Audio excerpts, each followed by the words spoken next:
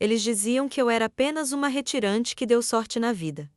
Diziam que meu amor pelo João era puro interesse. Mas no dia em que o caixão dele desceu à terra, na pequena cidade de Brotas de Santo Antão, eu descobri que o luto era o menor dos meus problemas. Minha sogra, Dona Odete, não esperou nem o café do velório esfriar para me mostrar quem ela era de verdade. Mas antes de eu te contar como aquela coruja mudou o meu destino e como eu fui parar num barraco de barro enquanto ela se banhava no luxo, eu preciso te fazer uma pergunta. Você acredita em sinais? Você já sentiu que algo invisível estava tentando te avisar de um perigo? Me conta aqui embaixo. De qual cidade desse Brasilzão você está me assistindo? Eu quero muito saber quem caminha comigo nessa história. E se você acredita que a justiça tarda, mas não falha, já deixa aquele like e se inscreve no canal. Sua presença aqui é o que me dá forças para continuar contando essas verdades. Fica comigo até o final, porque a reviravolta dessa história, essa é de arrepiar até a alma. Eu me chamo Maria Clara. Nasci cercada pelo cheiro de terra molhada e pelo som do carro de boi, no interior das Minas Gerais. O João. O meu João era o sol da minha vida. Ele era filho de gente rica, dona de metade das terras da região. Mas ele tinha um coração que não cabia em cofre de banco. Quando a gente se casou, contra a vontade de todo mundo daquela mansão de mármore, ele abriu mão da gerência das fazendas para viver comigo numa casinha simples, plantando o nosso próprio sustento. Clarinha, ele me dizia, enquanto a gente tomava um café coado no pano, o que o homem constrói com as mãos, o vento leva. O que a gente constrói com o coração, nem a morte separa. Ele parecia prever o que viria. O João se foi rápido, uma febre repentina que os médicos da capital não souberam explicar. E no dia do enterro, o céu estava cor de chumbo. Eu ainda sentia o cheiro do perfume dele na minha pele, quando Dona Odete se aproximou de mim, ainda no cemitério. Ela usava um vestido preto que custava mais do que a minha casa inteira. Seus olhos não tinham lágrimas, tinham cálculos. Acabou a farsa! Maria Clara menos ela sibilou, tão baixo que só eu pude ouvir. Você teve o seu momento de primeira-dama, mas o trono nunca foi seu. O João morreu sem deixar testamento. E como a casa onde vocês moram está no nome da minha holding, eu quero as chaves até o pôr do sol. Dona Odete, por favor. Eu não tenho para onde ir. Meus pais já faleceram. Eu só tenho essa lembrança dele. Eu implorei, sentindo o barro do cemitério grudando nos meus sapatos velhos. Você tem as suas pernas para caminhar de volta para a miséria de onde saiu. Meus advogados já estão na porta. Não ouse levar nem um lençol que foi pago com o dinheiro dos Alencar. Eu voltei para casa em transe. A chuva começou a cair. Uma chuva fina e gelada, que parecia chorar comigo. Quando cheguei na porteira, 2 homens de terno e cara fechada já estavam lá. Eles não tiveram piedade. Jogaram minhas poucas trouxas de roupa na lama. O porta-retrato com a foto do nosso casamento caiu e o vidro estraçalhou. Aquele som de vidro quebrando foi como se o meu coração estivesse partindo de novo. Eu juntei o que pude. Minha única herança era um envelope pardo que o João tinha me entregado meses atrás, dizendo: se um dia o vento soprar forte demais e as luzes se apagarem, abre isso no Sítio das Almas. O Sítio das Almas era uma tapera velha, no alto da serra, uma terra que ninguém queria porque diziam ser mal assombrada. Era a única coisa que estava no meu nome, um presente de casamento que o João comprou escondido da mãe.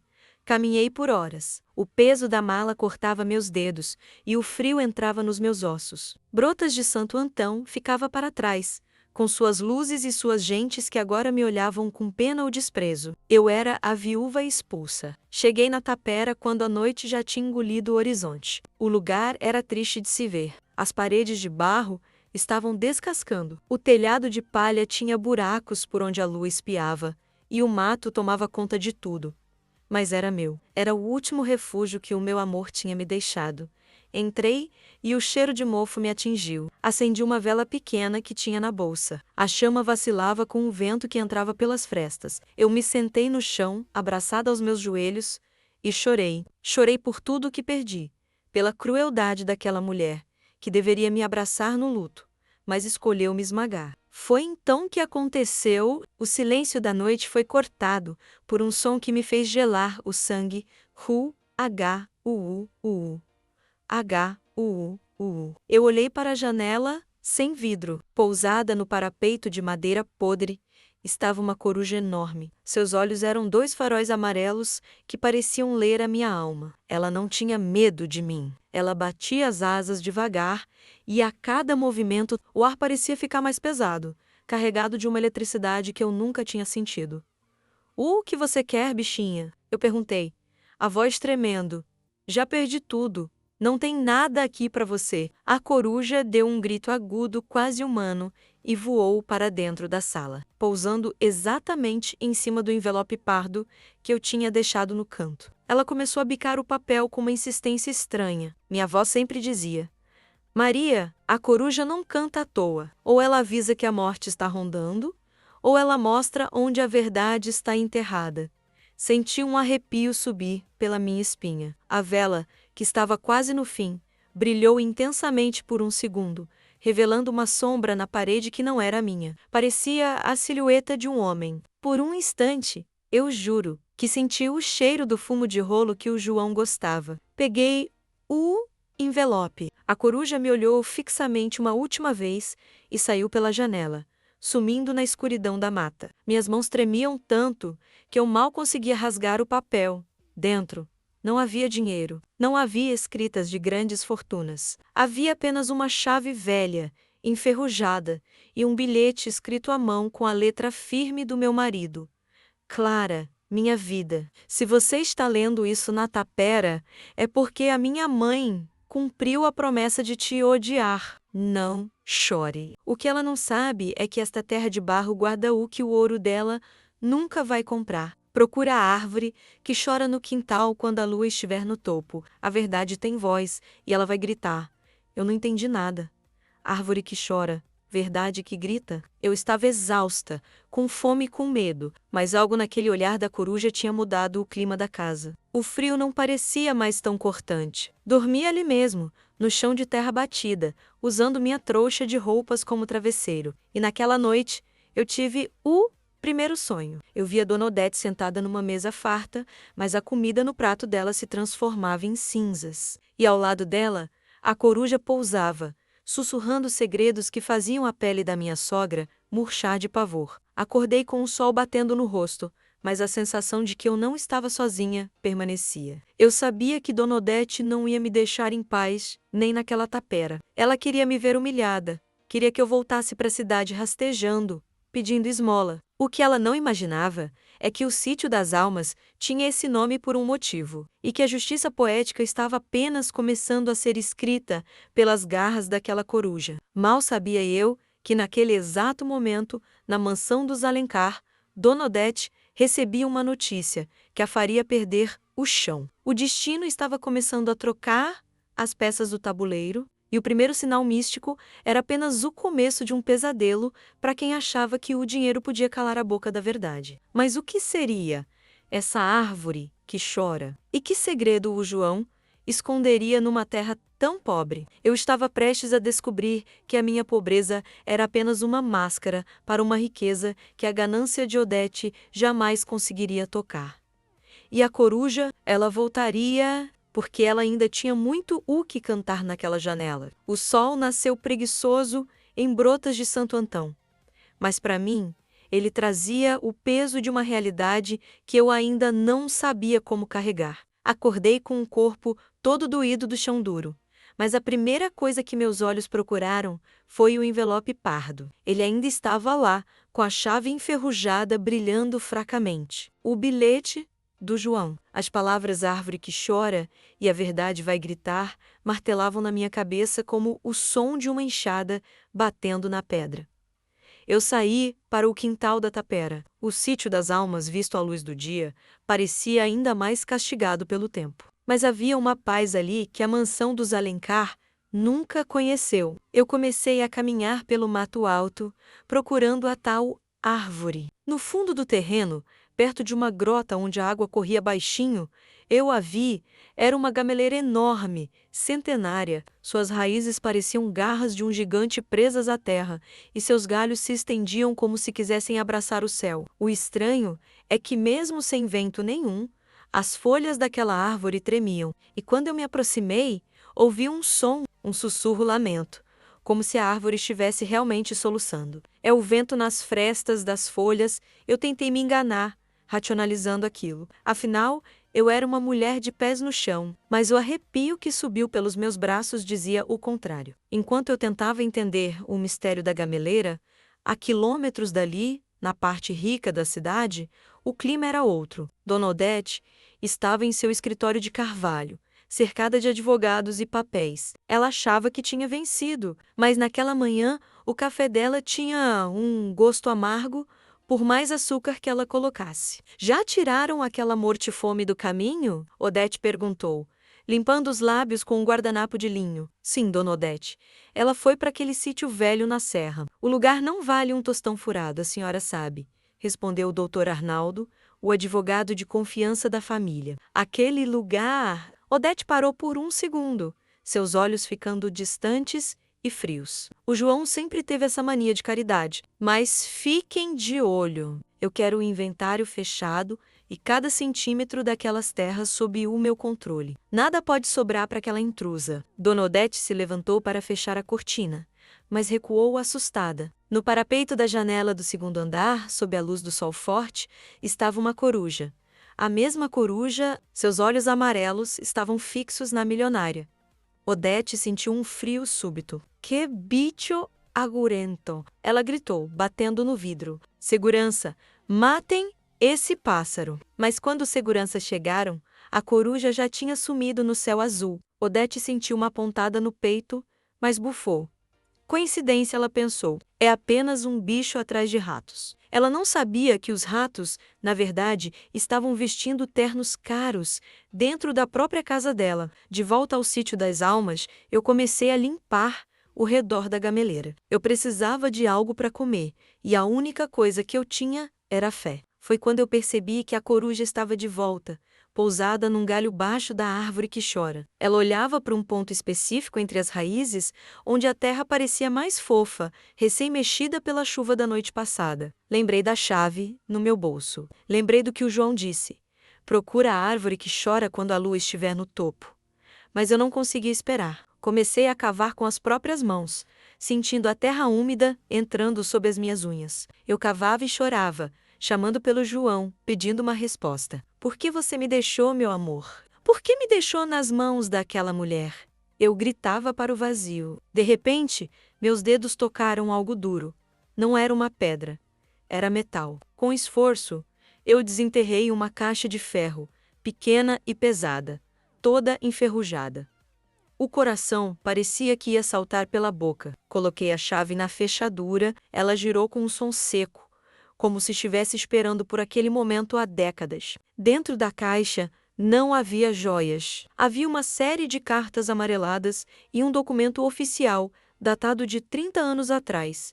Comecei a ler as cartas e o que eu descobri fez o meu mundo girar. Eram cartas de amor, mas não para Dona Odete.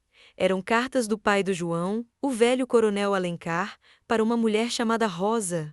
Rosa, uma empregada que tinha trabalhado na fazenda e que tinha sumido misteriosamente pouco antes do coronel falecer. Nas cartas, o coronel confessava que Dona Odete tinha forjado o testamento original para deserdar o filho que ele tinha tido com Rosa. Meu estômago embrulhou. O João sabia. Ele tinha passado a vida investigando a própria mãe, em silêncio, tentando encontrar a prova de que a fortuna dos Alencar era manchada de sangue e mentira. E aquela terra, o sítio das almas, não era mal assombrada. Era o lugar onde Rosa tinha sido escondida antes de desaparecer. Senti uma mão tocar meu ombro. Dei um pulo, gritando de pavor. Mas não havia ninguém, apenas o vento soprando forte, fazendo a gameleira soltar um som de choro tão alto que parecia um lamento humano. E naquele momento, a coruja deu um rasante sobre mim, soltando um grito que parecia uma gargalhada de justiça. Enquanto eu tentava processar tudo aquilo, ouvi o som de um motor se aproximando. Um carro luxuoso subia a estrada de terra, levantando uma nuvem de poeira. Era o Dr.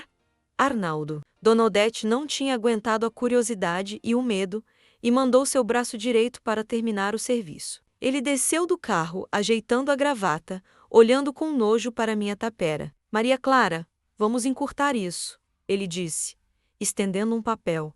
Dona Odete decidiu ser generosa. Assine aqui a renúncia de qualquer direito sobre o nome Alencar. E este cheque de R$ 50.000 é seu. Você sai daqui hoje e nunca mais pisa em Brotas de Santo Antão. Eu olhei para o cheque. 50 mil.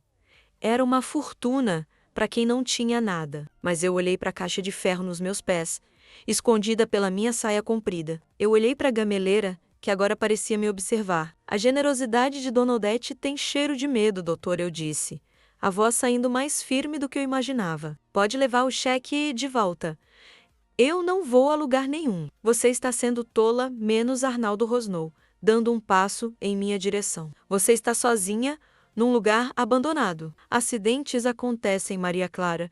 Ninguém vai sentir sua falta aqui em cima. Nesse momento, o céu, que estava azul e limpo, escureceu num piscar de olhos. Um vento frio e violento começou a girar ao redor da tapera. A gameleira começou a balançar com tal força que parecia que ia se arrancar da terra. E o som que saía das folhas não era mais um soluço. Era um grito de raiva. Dr. Arnaldo recuou, empalidecendo. O que é isso? Ele gaguejou. É a verdade gritando. Doutor, eu respondi, sentindo uma força que não era minha. E ela tem muita coisa para dizer sobre o passado da Dona Odete. Milhares de corujas, não apenas uma, começaram a surgir da mata ao redor, cercando o carro dele. Elas não atacavam, apenas observavam, centenas de olhos amarelos brilhando na escuridão repentina. O terror no rosto do advogado era a prova de que o místico não precisava de muito para desarmar um homem cheio de certezas. Saia da minha terra, menos eu ordenei. Arnaldo não esperou uma segunda vez. Entrou no carro e saiu em disparada, quase capotando na curva da estrada. O vento parou tão rápido quanto começou. O sol voltou a brilhar. O silêncio retornou ao sítio das almas, mas era um silêncio diferente. Agora, eu tinha as armas. Eu tinha o segredo que Dona Odete mataria para esconder. Mas eu sabia que ela não se daria por vencida. Se o advogado falhou, ela viria pessoalmente. E ela viria com ódio. Eu passei o resto da tarde lendo o testamento real, escondido na caixa. Não era apenas sobre dinheiro, era sobre uma vida inteira de humilhação que o coronel tinha imposto a Rosa e ao filho deles.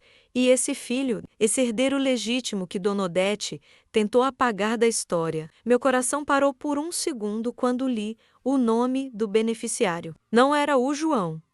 O João era o filho legítimo do casamento.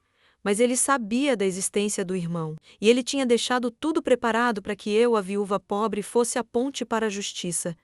Mas quem era esse herdeiro? Onde ele estaria agora? A resposta estava mais perto do que eu imaginava, e a coruja, pousada novamente na janela da tapera ao entardecer, parecia sorrir para mim. Ela sabia que a parte 3 dessa história ia envolver um encontro que mudaria a história de Brotas de Santo Antão para sempre. Eu olhei para a foto do João e sussurrei. Eu entendi, meu amor. Eu entendi por que você me trouxe aqui. A coruja não cantou para anunciar a morte. Ela cantou para anunciar o renascimento. Mas o que eu não esperava era que naquela mesma noite, Dona Odete, tomada por um pesadelo terrível, acordaria gritando o nome de Rosa. O passado estava batendo na porta da mansão e ele não aceitava mais ser ignorado. O clímax estava chegando e a árvore que chora estava prestes a revelar o que realmente estava enterrado sob suas raízes, algo que ia muito além de papéis velhos. A noite no sítio das almas não era escura, era viva.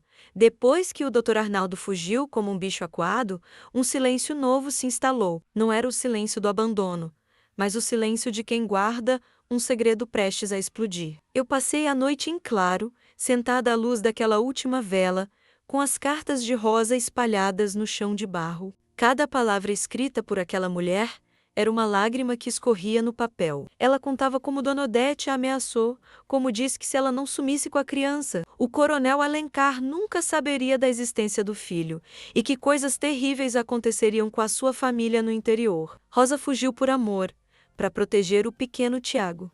Tiago Alencar, o verdadeiro herdeiro de metade de tudo o que Odete ostentava. Mas o que me tirou o fôlego foi a última carta, escrita por João pouco antes de adoecer. Clara, eu encontrei o rastro dele. Tiago não sabe quem é.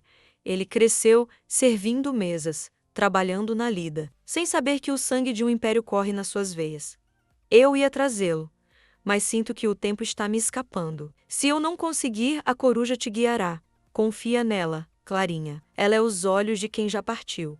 O nó na minha garganta era tão grande que eu mal conseguia respirar. João sabia que ia morrer.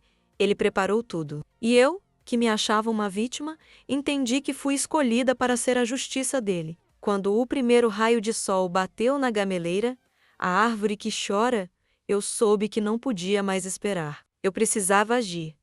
Mas como eu encontraria esse tal Tiago numa região tão grande? Fui até a árvore. O choro dela estava mais baixo, um murmúrio doce agora. A coruja estava lá, no galho mais alto, me observando com aquela solenidade de quem guarda um portal. Eu me ajoelhei entre as raízes e encostei o ouvido no tronco. Pode parecer loucura, e talvez a solidão estivesse me afetando, mas eu juro que ouvi o som de um sino de igreja, bem distante, mas claro como se estivesse do meu lado. É lá, não é? Perguntei para a árvore. No vilarejo de Santo Expedito. A coruja bateu as asas e soltou um grito curto. Era a minha resposta. Eu não tive tempo de me arrumar. Peguei a caixa de ferro, embrulhei num pano velho e comecei a descer a serra. Mas o destino tem pressa quando a verdade começa a correr. Eu não tinha caminhado nem 2 quilômetros quando ouvi o som de vários carros subindo a estrada. Não era apenas um carro, dessa vez. Eram 3. E na frente de todos, um SUV preto, blindado, que brilhava sob o sol como a armadura de um vilão. Meu coração disparou. Eu sabia quem era. O Dr. Arnaldo não tinha vindo sozinho. Dona Odete tinha decidido que era hora de acabar com um problema pessoalmente. Eu me escondi atrás de uma moita de capim-gordura, rezando para que não me vissem. Os carros pararam exatamente na entrada da minha tapera. Do primeiro veículo, desceu ela. Dona Odete parecia um corvo, toda de preto, com óculos escuros que escondiam o vazio de sua alma. Ela olhou para minha casinha com um desprezo que quase queimava o ar. Queimem tudo, ela disse, com uma calma que me deu náuseas. Não quero que sobre um graveto dessa imundície. E procurem a caixa. Se aquela infeliz ainda estiver lá dentro, tirem ela pelos cabelos. Dona Odete, o advogado disse que houve coisas estranhas aqui ontem, menos um dos seguranças hesitou, olhando ao redor com medo. Bobagens! Arnaldo é um covarde que se assusta com sombra de passarinho. Eu quero os documentos. João não teria deixado aquela mulher aqui sem uma prova. Vão! Eu vi, com os olhos rasgando de ódio, quando os homens chutaram a porta da minha casa. Eles jogaram querosene nas paredes de barro e na palha do telhado. Em poucos segundos, o fogo subiu. A fumaça preta começou a sujar o céu azul de brotas de Santo Antão.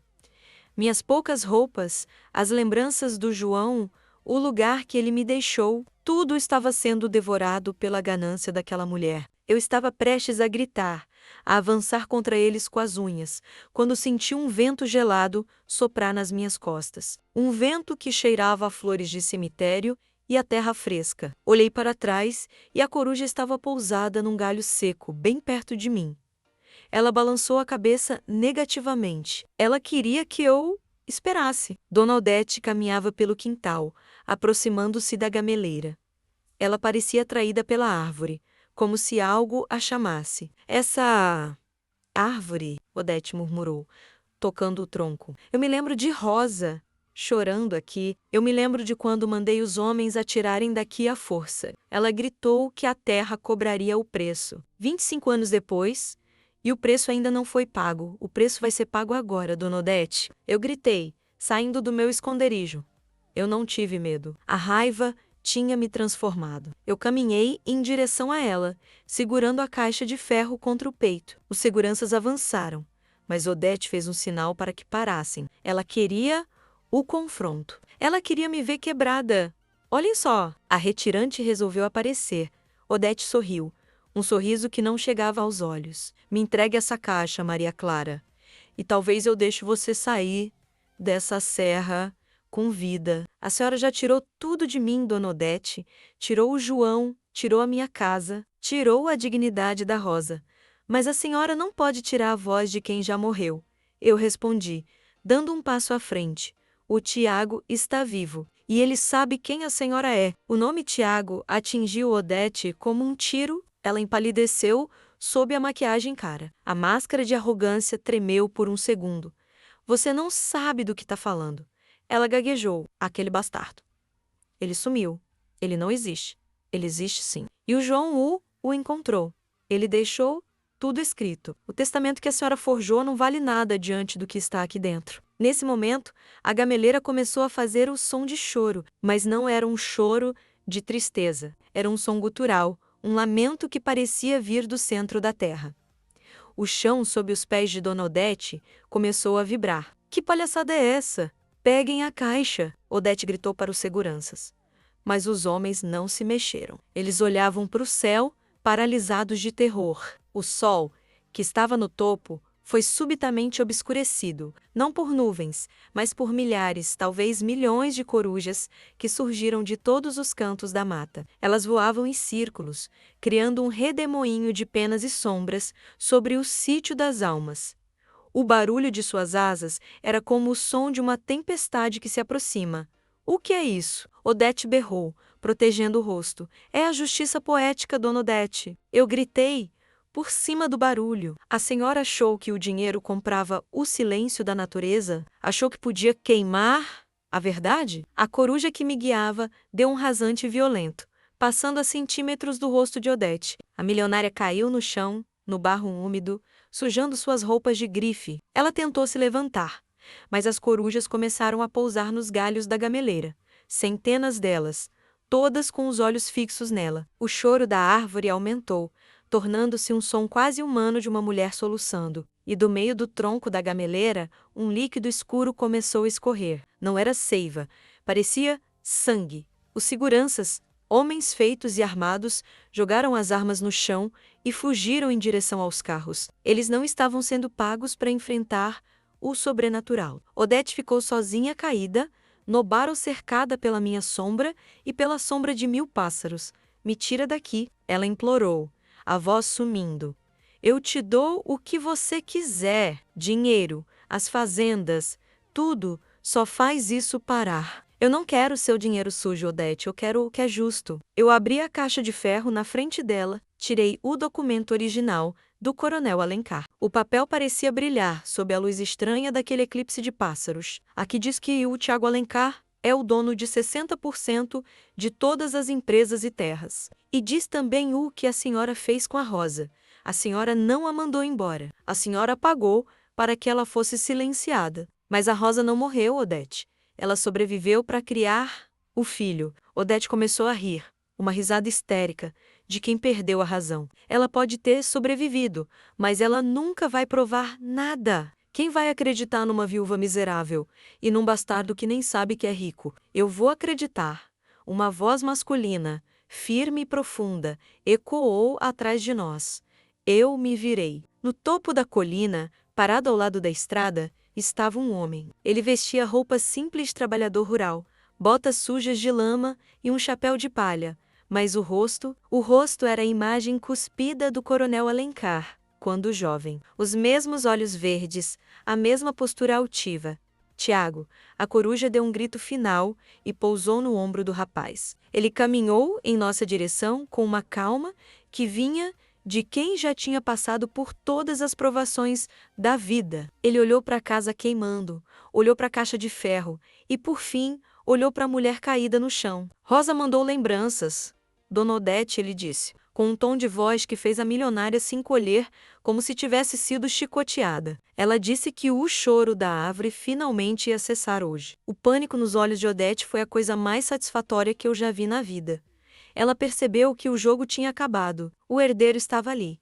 O segredo estava exposto. E ela estava no barro, exatamente onde tentou me colocar. Mas a reviravolta final ainda não tinha acontecido. Tiago se aproximou da gameleira e tocou o líquido escuro que escorria do tronco. Ele olhou para mim e seus olhos estavam cheios de lágrimas. Maria Clara, não é? O João falou muito de você nas cartas que me mandou em segredo todos esses meses. Você sabia? Eu perguntei, chocada.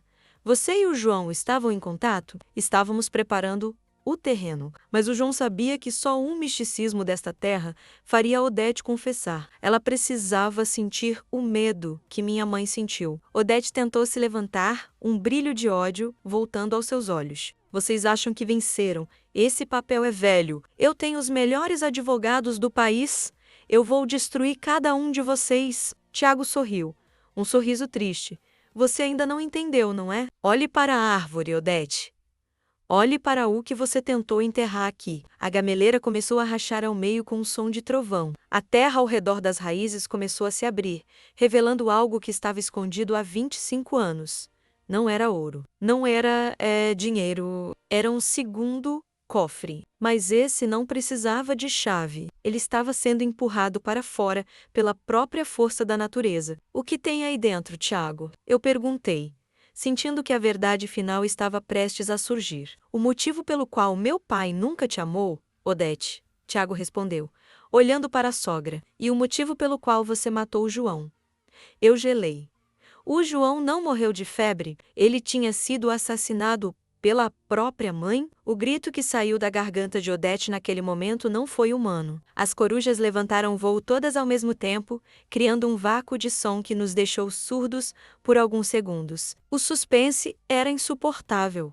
O que estava dentro daquele segundo cofre? E como Odete teria coragem de matar o próprio filho? A resposta ia mudar tudo o que eu pensava sobre o João e sobre o meu casamento. Eu estava prestes a descobrir que a justiça poética cobra um preço muito mais alto do que eu imaginava. O som da terra se rasgando era como o de um trovão que nasce do chão. Dona Odete, encolhida no barro, olhava para a gameleira com um pavor que eu nunca vou esquecer. Do meio das raízes, empurrado por uma força que a lógica não explica, surgiu um cofre de metal pesado, com um brasão da família Alencar gravado na tampa. Mas não era um brasão bonito. Estava manchado por aquele líquido escuro que continuava a brotar da árvore. Tiago se aproximou do cofre. Ele não precisou de esforço para abrir a tampa, que parecia ter se soltado sozinha com a vibração da terra. Lá dentro, não brilhavam joias. O que havia era um pequeno gravador de voz antigo, daqueles de fita, e um frasco de remédio vazio,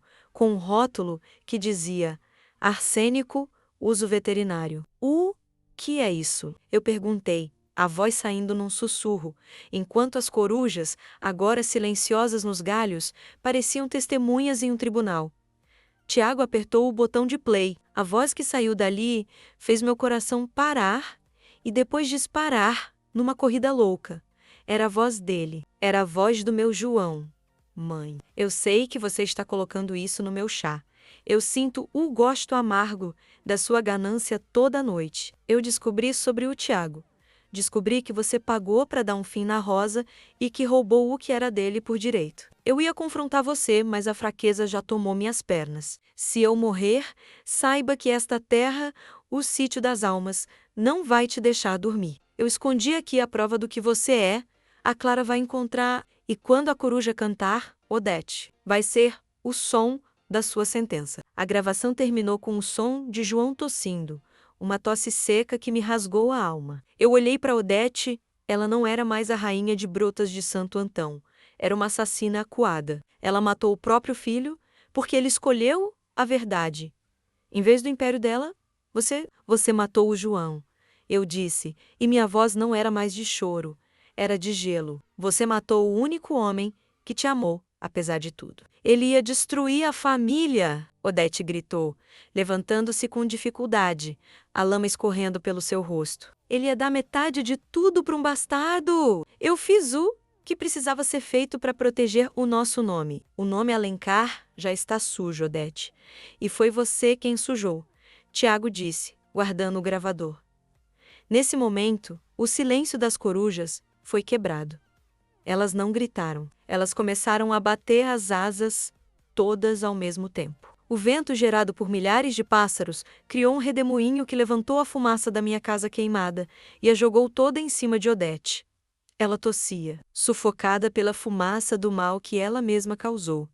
E então, o sinal final. A gameleira deu um estalo final, e uma de suas enormes raízes, que parecia uma mão, cedeu sob o peso da terra, fazendo com que o seu blindado de Odete, parado logo acima, começasse a deslizar pela encosta. O carro, símbolo do poder dela, capotou várias vezes e parou exatamente na entrada da tapera, bloqueando o caminho. Odete estava presa, sem seguranças, sem carro, sem o segredo. A polícia, que Tiago já havia acionado antes de subir a serra, chegou logo em seguida. O Dr. Arnaldo, que tinha sido capturado na estrada, tentando fugir, já tinha contado tudo em troca de uma pena menor. Quando os policiais algemaram Odete, ela não lutou. Ela apenas olhava para a gameleira, que agora tinha parado de chorar. O líquido escuro tinha secado instantaneamente. Maria Clara menos um dos policiais disse entre Gondomil que sobrou da foto do meu casamento. Salva do incêndio por um milagre ou por sorte. O Tiago apresentou as provas. A senhora está segura agora. Eu olhei para o Tiago. Ele estendeu a mão para mim. O sítio das almas vai ser reconstruído, Maria Clara, mas não como uma tapera. Vai ser um lugar de refúgio para quem a Odete tentou esmagar minha mãe. Rosa, tá vindo para cá. Ela quer te conhecer. Eu caminhei até a gameleira uma última vez. A coruja que me guiou estava pousada no galho mais baixo, ao alcance da minha mão. Eu toquei as penas dela, sentindo um calor estranho, quase humano. Obrigada, menos. Eu sussurrei. Ela me olhou com aqueles olhos amarelos, deu um piado suave e levantou o voo, sumindo na luz dourada do fim de tarde. Dizem que, depois daquele dia, as corujas nunca mais foram vistas em bando em Brotas de Santo Antão. Elas cumpriram o seu papel. 6 meses se passaram. Hoje, eu acordo com o som dos pássaros, mas não é mais o lamento da árvore. O sítio das almas, agora, é uma fazenda próspera de agricultura familiar, onde o Tiago e eu trabalhamos juntos. A Rosa, uma mulher de uma doçura que explica por que o coronel a amou, vive conosco. Ela recuperou seu lugar e sua dignidade. Dona Odete, ela aguarda o julgamento numa cela fria. Dizem que ela não dorme. Dizem que toda noite uma única coruja pousa na grade da janela da cela dela e canta até o amanhecer. A justiça dos homens a pegou, mas a justiça do destino, essa nunca a deixa esquecer. Às vezes, eu me sento na varanda da nova casa, construída no mesmo lugar da antiga tapera, e olho para a gameleira. As pessoas da cidade ainda têm medo de subir aqui. Dizem que o lugar é carregado. Eu apenas sorrio. Eu sei que o que é místico não vem para assustar quem tem o coração limpo. Vem apenas para equilibrar a balança que a maldade humana tenta desviar. Muitos me perguntam se a árvore realmente sangrou, se o vento realmente gritou, ou se foi tudo fruto do meu desespero. Eu apenas respondo que a verdade tem formas estranhas de se manifestar quando ninguém quer ouvir o seu sussurro. Você acredita que foi coincidência? Ou acredita que o João, de onde quer que esteja, enviou aquele sinal para me salvar? Conta aqui nos comentários o que você achou dessa reviravolta. Você já teve um sinal que mudou sua vida? E não esquece, a vida é um ciclo. O que você planta, você colhe, e se você plantar injustiça, prepare-se, porque uma coruja pode cantar na sua janela qualquer noite dessas. Se você gostou dessa história de superação e justiça, deixa o seu like, se inscreve no canal e compartilha com alguém que precisa acreditar que o bem sempre vence. Ative o sininho para não perder a nossa próxima história, porque o destino ainda tem muito o que contar. Até a próxima, e que os bons sinais guiem o seu caminho.